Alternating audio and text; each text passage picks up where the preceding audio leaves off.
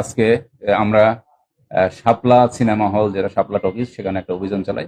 আমাদের কাছে আগে থেকেই তথ্য ছিল যে সেখানে বিভিন্ন ধরনের অনৈতিক কার্যকলাপ চলে।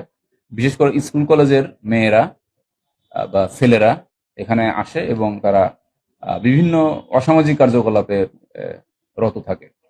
তা আজকে ঘটনার তথ্য পেয়ে আমরা সেখানে অভিযান চালাই এবং সেখানে আমরা দেখতে পাই যে হলের যে 3 তলা আছে, সেকেন্ড ফ্লোর, সেখানে ছোট ছোট রুম করে দেওয়া আছে এবং এই ছোট রুম করা আছে 8টা। এই রুমের ভাড়া নেওয়া হয় 600 টাকা করে এবং পুরো সিনেমার যে সময়টা, এই সময়টা তাদেরকে এই ছেলে মেয়েদের কাছে দিয়ে দেওয়া হয় এবং তারা সেখানে নিজেদের ইচ্ছা মতো এই 3 ঘন্টায় যা ইচ্ছা তাই করতে পারে। এরকম একটা অভিযোগ আমরা পেয়েছিলাম এবং আজকে যে আমরা এটা সত্যতা পেয়েছি এবং পুলিশের লোকজন, আমরা যখন সিভিলেই তো থাকি, আমরা যখন ওখানে ওঠার চেষ্টা করি তখন হলের যারা কর্তৃপক্ষ আছে তারা আমাদেরকে বাধা দেওয়ার চেষ্টা করে।